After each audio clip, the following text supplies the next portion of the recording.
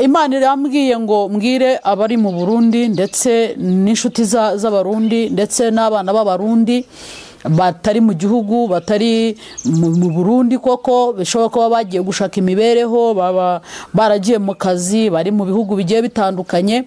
Imana yarambwiye ngo mbabwire ko Imana igarutse ku gihugu cyanyu cy'u Burundi ije kwica ibyuho ije kwegura ihema ryari ryarasenyutse. Imana agiye kubona mbona marayika afashe icyuma araharura nabonaga harura abantu bari bafite amaga mpamvu bibaye ngombwa ko nza kuri kamera. Uyo ni Pastor Fanny, hari ivyo Imana yamutumye kubwira abarundi bose kuco igiye gukora nga mu gihugu.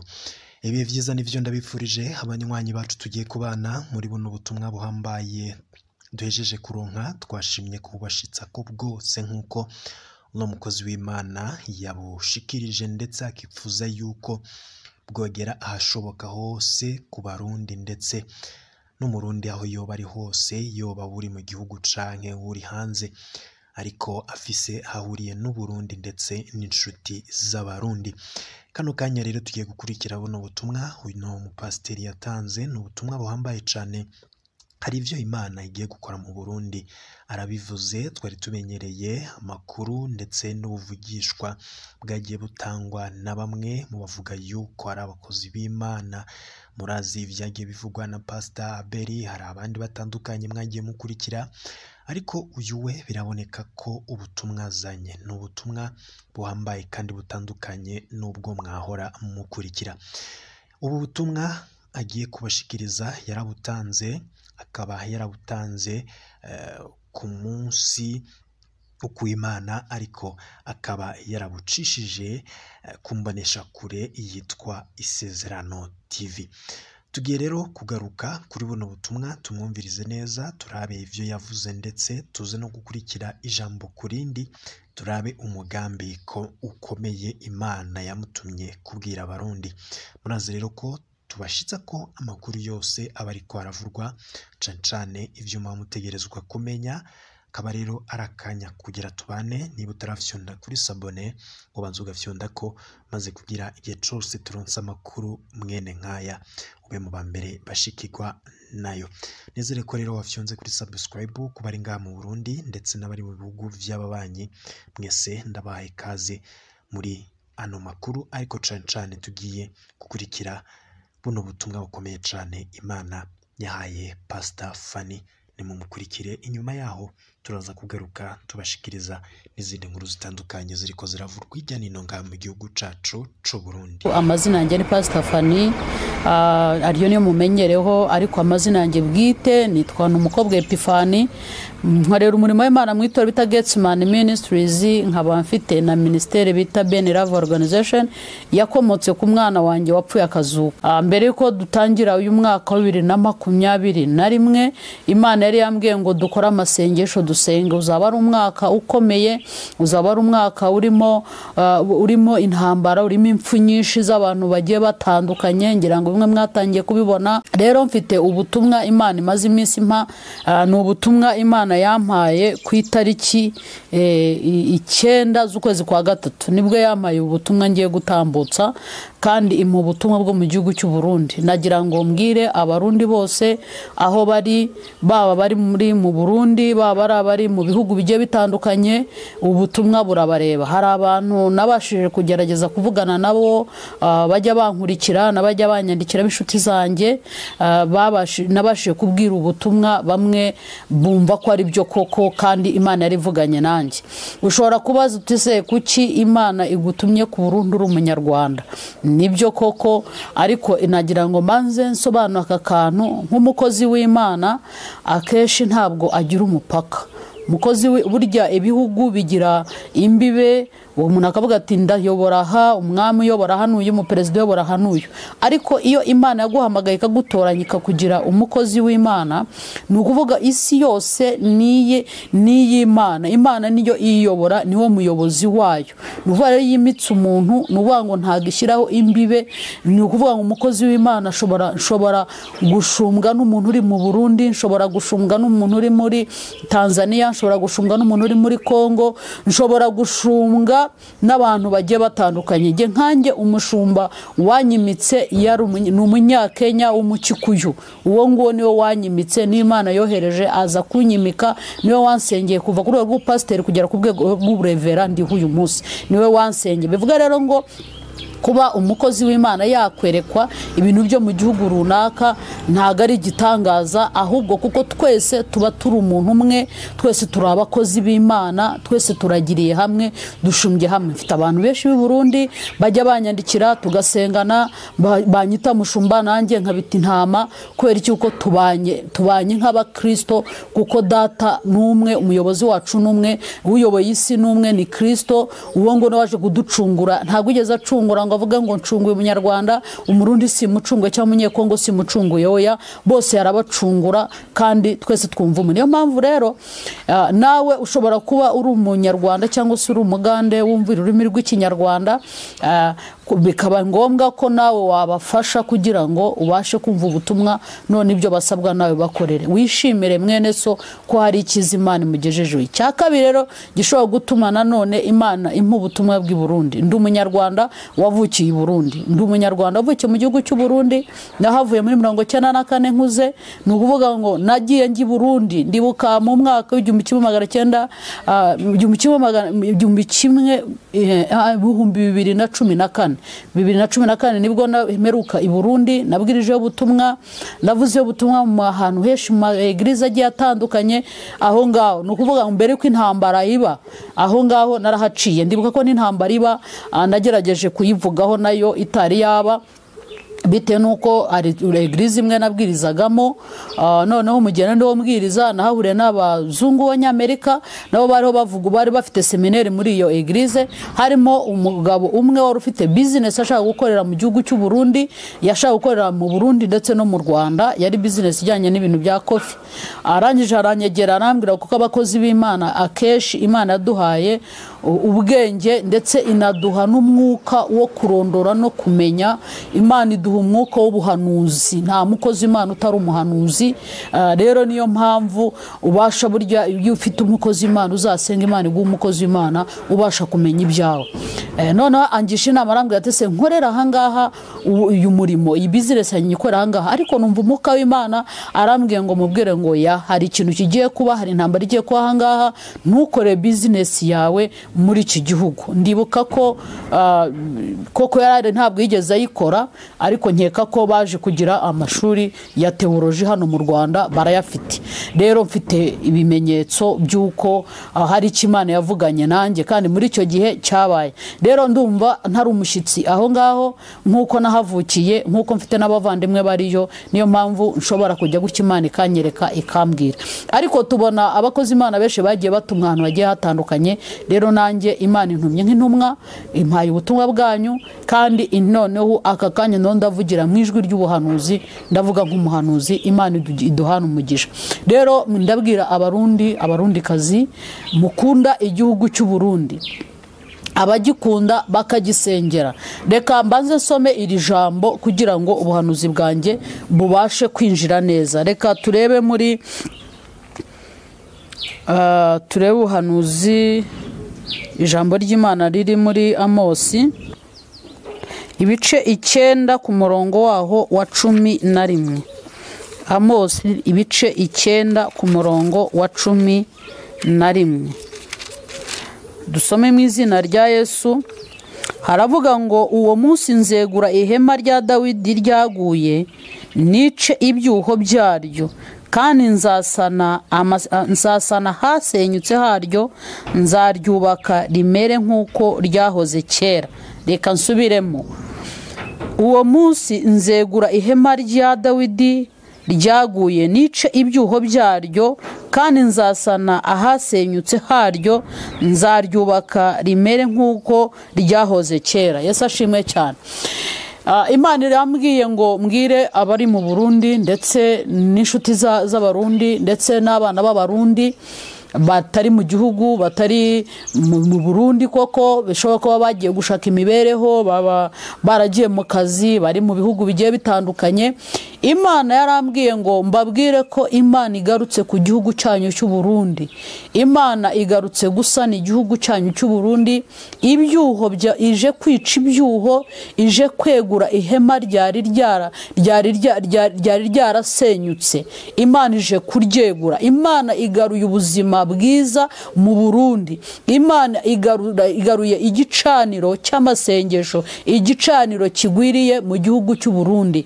Imana yambwiye ngo igiye izanye zahabu mu gihugu cy'u Burundi, igaruye iby'agaciro mu gihugu cy'u Burundi, ihaye igihugu cy'u Burundi ijambo. Imana yambwiye ngo ihaye agaciro ubutaka bw'u Burundi ku buryo abantu bagiye kujya baza bagura abanyamahanga. Imana yanyeretse mbona abanyamahanga benshi cyane baza mu gihugu cy'u Burundi bakikuje za Tanganyika, amakaritsiye amwe namwe abantu babonaga kabona ko yararimo amazu ashaje cyane. Aho ngaho Imana ije kuhubaka. Nabonaga amazu y'amagorofa, nkabona amazu agerekeranye cyane, mbona n'imihanda igerekeranye mu mujyi wa Bujumbura, umwe hasi undi hejuru. Iyo mihanda narayibonye.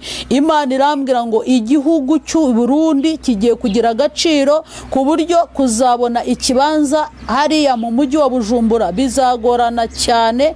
Ufite ikibanza agikomereho. Ubutaka bwo mu Burundi bugiye kugira agaciro kugeza no muri interiyeri hagiye kugira agaciro. Imana agiye kubona mbona marayika afashe icyuma araharura.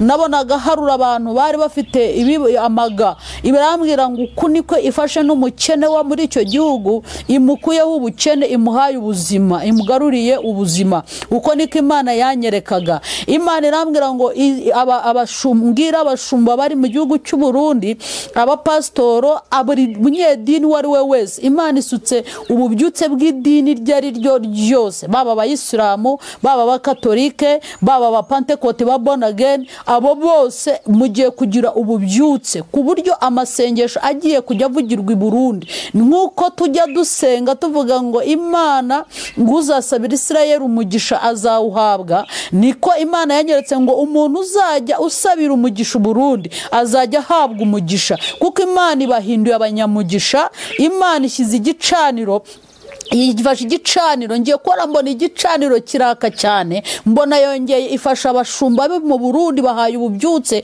mbona ibitaramo birenze, mbona abantu baho barazamuwe mu buryo bwose. Yarazamuye kugeza aho Imana yanyerekaga izamura n'amayekipe y'umupira, mbona ibashyize ku ruhando, mbona u Rwanda rw'amahanga, mbona izamuye abaririmbyi baririmba indirimbo zose zisanzwe, ari za gospel, ari n'indirimbo zingizi z'abahanzi barimba indirimbo zo ku giti cyabo kizisi. Abona b'Imana irabazamura. Imana izamuye Burundi ibushyize ahantu ku gasongero. Imana irambwira ngo umugisha haye igihugu cy'u Burundi uzateza ikibazo ku buryo hari abantu benshi bazabagira ishyari, hari ibihugu byinshi bizabagira ishyari kubera ibintu mugiye gukora, ibintu Imana igiye kubakorera. Imana irambwira rero ngo guhera ukwezi kwa 4, niyo mpamvu bibaye ngombwa ko nza kuri kamera ntaranakomera umugongo, kuko ubutumwa nahawe ku itariki 9 mbere yuko mbyara. Nabyaye ku itariki 10, ibumpa ku itariki 9. Noneho nyuma nakomeje kurwana, ndarwana, ndavuga reka mbe, ndetse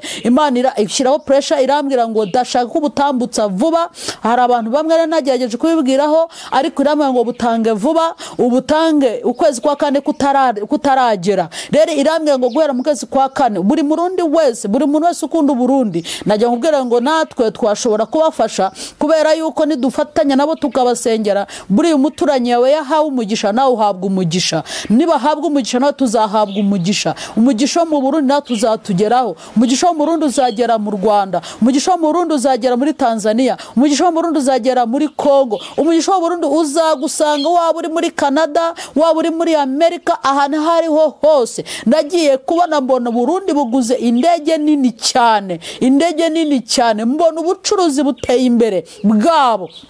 Haleluya, haleluya. Rero nukuvuga ngo ubwo buhanuzi ambwira ngo mu kwezi kwa kane mukora amasengesho aho muri hose, baba ari mu gihugu ari bari hanze, mugerageza dushire hamwe tubasengere, noneho kugira ngo hagire ibintu bijya ku murongo. Imana nyereka hari ibiciro ku masoko bigiye kumanuka hasi. Nagiye kubara mbona hari ibiciro byari bizamutse bihenze, nahereye ku bishyimbo mbona bigiye bimanuka, mbona ku isukari mbona ibintu bigenda bimanuka, ariko nidukora amasengesho iby'Imana yavuze byose bizabasohoreraho. Rero Imana yambwira ngo igaruye agaciro ku Burundi, yego ihema ryari ryaraguye, yishe ibyuho byose byari byaraciriwe Burundi byose, ibyo ngibyo nabyo Imana irabyishe. Bivuga ngo hari uko wabatekerezaga, uko batekereza siko Imana ibatekereza, uko wabibazagaho siko Imana ibibaza. Ko nanjye Imana yarantangaje cyane,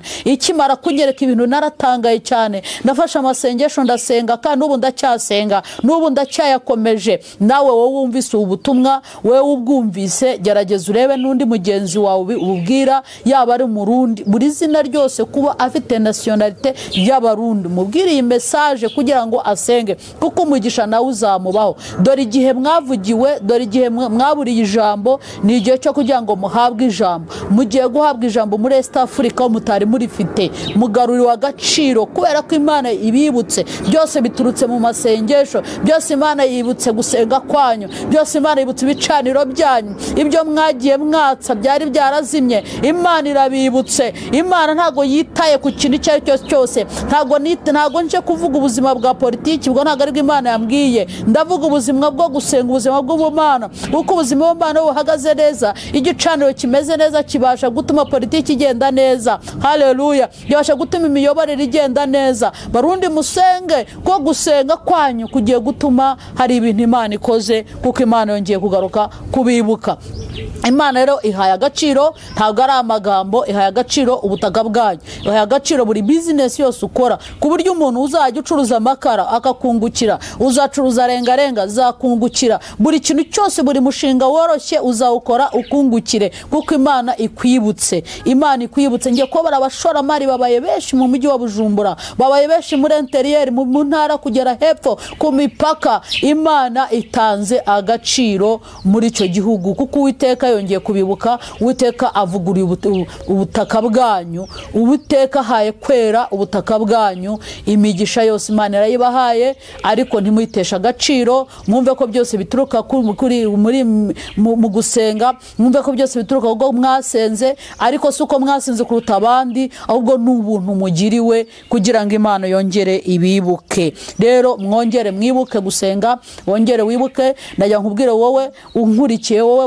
unyumvise, nubwo waba unyumvise ari utanyumvise, iyi message uyihereza abandi, iki kiganiro ugihereza abandi, kugira ngo ku kwezi kwa kane duhite dutangira amasengesho, dusenge, tubasengere. Kuko nitumara kubasengera Imana ikajya ikibibuka, ndabizi ko natwe Imana iza kutwibuka, iraza kwibuka n'abandi. Ukibuka yibutsa Abarundi, iribuka Abanyarwanda, ko yibutsa Abarundi, iribuka Abanyekongo, kwibutsa Abanyekongo, yibutsa Abarundi, iribuka n'Abatanzania, iribuka n'ibindi bihugu hirya no hino, iribuka n'Abagande, hose irabibuka, kuko isi ni y'Imana, abayituye n'ab'Imana. Imana iradukunda, Imana n'umutabazi. Imana ngo izatanga ingabo nyinshi zipfe kubera umuntu wayo. Umuntu wiringiye Imana, Imana nayo iramukunda kandi ikamurwanirira. Rero icyo ni Imana yarimbwiye ngo mbabwire, kugira ngo mwumve mumenye, kandi ntutesha agaciro ubuhanuzi. Nshuti yanjye, ntabwo ari amagambo, ahubwo ni Imana inyohereje kugira ngo mbivuge. Ntabwo nakagombye kuza kubivuga, ariko yakomeje kumbuza amahoro, irambwira ngo nimbivuge. Nakagombye kwicara nkonsa umwana, nkakora ibyo ngomba gukora, ariko irambwiye ngo nintange ubutumwa mububwire, ko nta handi nari bujye, sinari butega indege ngo njye mu Burundi, sinumvise ngo ngomba kubivuga.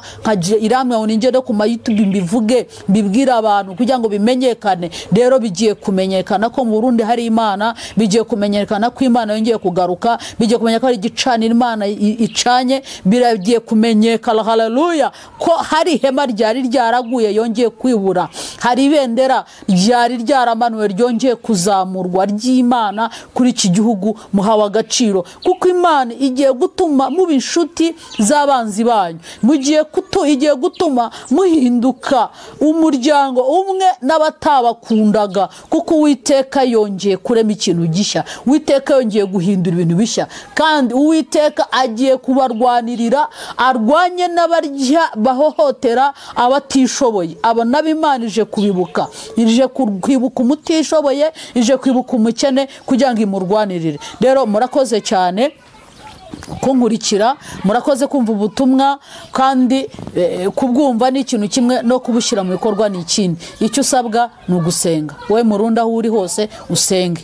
Birashoboka ko mwirema mukishyira hamwe, mwaba muturanye musengane, baba mu maegirize yanyu musenge, yaba muhamagarana musenge, mwese musenge, Imana ibagire neza. Nawe ni wumva ukeneye kunshaka kugira ngo dusengane, nakubwira iki nawe dusenga. Ariko ngiye ntambukije message yanjye, ntamise message y'Imana yampaye kugira ngo mbabwire. Ubu ubutumwa bwiza nari nshatse kugira ngo mbahe uko Imana ibakunda kandi bibutse. Murakoze cyane. Shalom shalom.